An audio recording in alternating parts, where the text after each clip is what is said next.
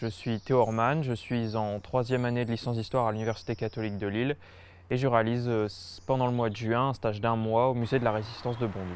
C'est un musée qui est connu, qui est reconnu dans la région. En plus de ça, j'ai fait un stage à la maison natale de Charles de Gaulle l'été dernier et du coup j'ai eu des contacts avec ce musée. Donc ça m'a permis d'établir des premiers liens et donc de trouver plus facilement ce stage. Et aussi mon responsable pédagogique, M. Diès, qui du fait de sa spécialité dans le fait militaire, avait aussi des contacts avec ce musée. Donc c'est pour ça, c'est de cette manière que j'ai pu trouver ce stage. Un ami viendra ce soir.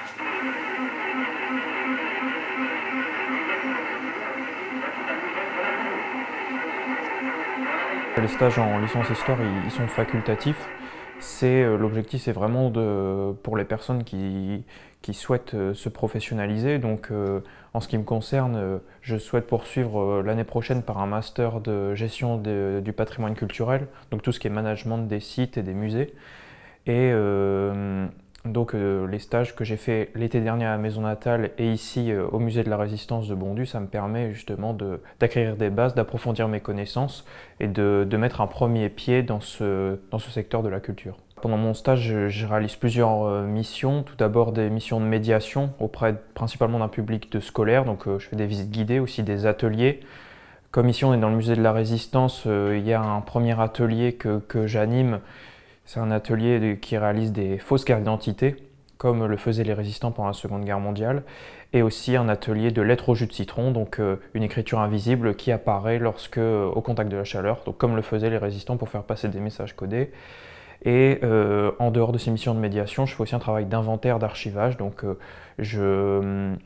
parmi les fonds, les dons qui sont donnés au musée, d'archives ou aussi d'objets matériels, ça peut être des vêtements, etc., je les archive pour par la suite qu'ils soient inventoriés et qu'ils puissent être exploités, valorisés dans de futures expositions.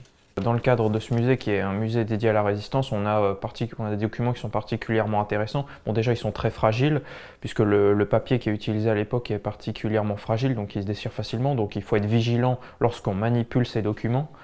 Et en dehors de ça, oui, comme vous le disiez, il y a une certaine émotion, puisqu'il y a des documents qui sont rédigés directement par l'occupant, aussi documents qui traitent de la résistance, de la collaboration, et des documents qui sont aussi beaucoup plus difficiles, qui traitent aussi de massacres, de fusillés qui ont pu avoir lieu, et qui nous touchent d'autant plus parce que puisque ces documents ils traitent de l'activité de la Seconde Guerre mondiale dans la région.